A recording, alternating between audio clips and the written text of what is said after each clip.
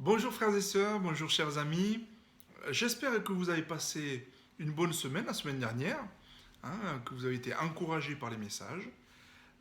Aujourd'hui, je vous propose comme thème attention à votre dialogue intérieur. Ce que je dis à moi-même influence ce que je vais vivre avec les autres. Nous commençons aujourd'hui une semaine au cœur du psaume 94, verset 18, pour apprendre à laisser nos soucis aux pieds de Jésus et retrouver enfin la joie. Et voici donc le psaume 94, versets 18 à 19.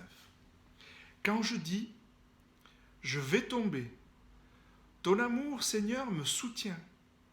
Quand j'ai la tête pleine de soucis, tu m'encourages et mon cœur est tout joyeux. Quand je dis, nous avons tous l'habitude de nous parler à nous-mêmes en permanence. Alors on ne le fait pas devant les autres, évidemment. Et vous, chers frères et sœurs, chers amis, qu'avez-vous l'habitude de vous répéter à vous-même dans le secret de votre dialogue intérieur? De quelles paroles vous nourrissez-vous?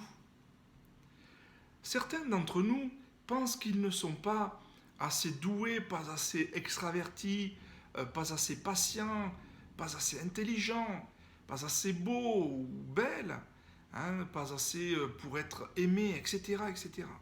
Peut-être vous a-t-on répété ce genre de paroles depuis des années. Mais Dieu vous parle aussi. Et aujourd'hui, sa voix résonne plus fort en vous. Tu as eu assez de valeur pour que mon fils unique meure pour toi. Alors j'extrapole évidemment. Tu as assez de valeur pour que mon amour pour toi se poursuive inlassablement. C'est ce que Dieu vous dit. Le lien entre notre discours intérieur et notre foi est très étroit. Regardez avec moi Jérémie, qui, alors qu'il perdait espoir, adressait cette prière pleine d'honnêteté à Dieu. Lamentation, chapitre 3, versets 18 à 20. Alors j'ai dit, je n'ai plus d'avenir, je n'ai plus d'espérance en l'Éternel. Souviens-toi de ma détresse et de ma misère, de l'absinthe et du poison. Moi je m'en souviens bien et je sombre. Mais Dieu sait que changer les paroles que nous adressons à nous-mêmes est quelque chose qui prend du temps. Aussi le poète dans la même prière dit, Lamentation chapitre 3 versets 21 à 24, voici ce que je veux méditer pour garder espoir. Les bontés de l'Éternel ne sont pas épuisées. Ses compassions ne prennent pas de fin. Elles se renouvellent chaque matin. Que ta fidélité est grande.